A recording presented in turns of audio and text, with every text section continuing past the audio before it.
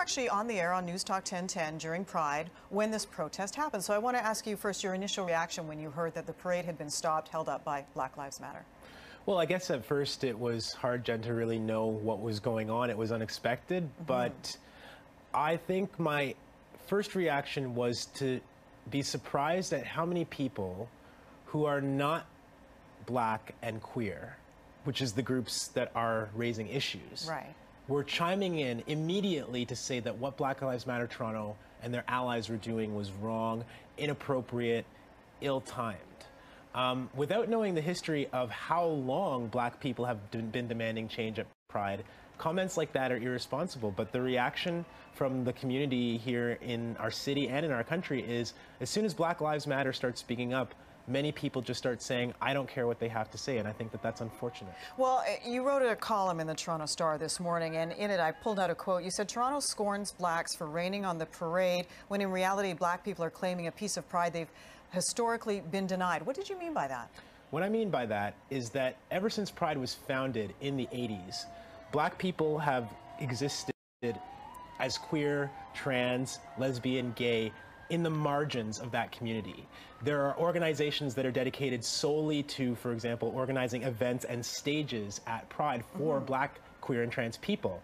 They get their funding cut, they get put in the corner of a parking lot. Now, they've been complaining about this for years. It's not their problem that the community at large doesn't talk about this or doesn't know about it. And so for everybody to say, I can't believe that they're doing this now and they're ruining our parade or they're ruining Pride's parade, they are queer and trans people. Black people are part of the Pride community and they're not being treated that way. For sure, and you raise excellent points. Isn't that an issue they should take up with Pride organizers outside of an event, though, that is designed to be inclusive? In fact, they were asking for others to be excluded from the parade while looking for inclusiveness. So there's an irony there. So let's talk about the others, because it's not just anyone, it is the Toronto Police Force.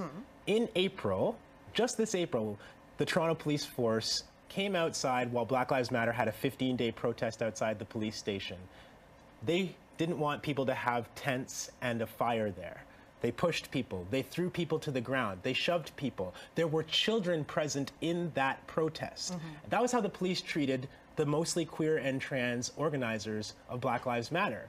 And then 2 months later, they want to say, when you're the honored guest, we should be able to march with you. We're going to talk about what's happening in the United States and police accountability, but where's the accountability for police in this city? Why do they get to continue participating when they're not held accountable for their own acts of violence? Other people do want them to participate, though, and the issues that you raise can be brought up in a separate forum.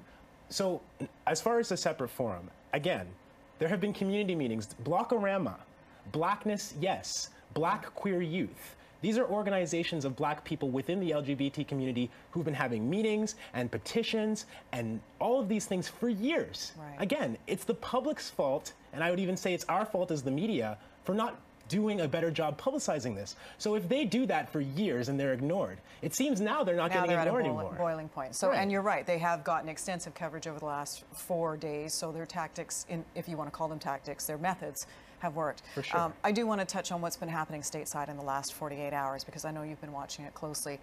What do you make of this latest round of what appears to be extreme police brutality? I want to say that I have never, in all of these videos that we've seen in the last couple of years, Eric Garner, Tamir Rice, Walter Scott, I've never seen a white person shot on film in the United States by the police. And well, so we had Sammy Atim here in we did indeed, Toronto, another racialized young man too. My point is that people sometimes say that these videos are a good thing, Jen, and I'm not so sure, because I feel like the public may be just getting desensitized. When I open Twitter in the morning, I don't want to see images of a Black man being killed once again by the police, but these images are proliferated as if they're nothing now, because I think people are getting desensitized. They're getting used to it. Like terrorist attacks, like now we're becoming inured to terrorist attacks, like what happened in Turkey or Brussels? Except that these are acts being perpetrated by people who are supposed to serve and protect the public, so it's actually quite different and much worse. So wouldn't you think it's important to see these videos then and to have it go viral? Because what happened in Minnesota or in Louisiana would not have come outside of those borders had it not gone viral and been picked up on the internet. I do appreciate that. I would say at the same time that as a Black man, I don't need to see a video because I don't need to be a judge and jury. I know how many black people are being killed, not just in the United States. 2 days ago was the anniversary of Andrew Loku, a black man here being killed in the United States, or in Canada by the police in Toronto. And there's a young man named Kwasi Skeen-Peters, who was also killed last July by the Toronto police. Just last week, the SIU cleared any officers of wrongdoing in his death. Black 21-year-old man. I'm sure your viewers probably don't even know his name. So we can talk about things that are happening stateside, but I'd like to talk about Andrew Loku and Kwasi Skeen-Peters and others in this city. If these incidents, though, raises the profile, which is a horrible word to use in a death of any person, but if it raises that and sparks a conversation, isn't that important? Isn't that worth it? Conversation is a beginning. We've been having conversations.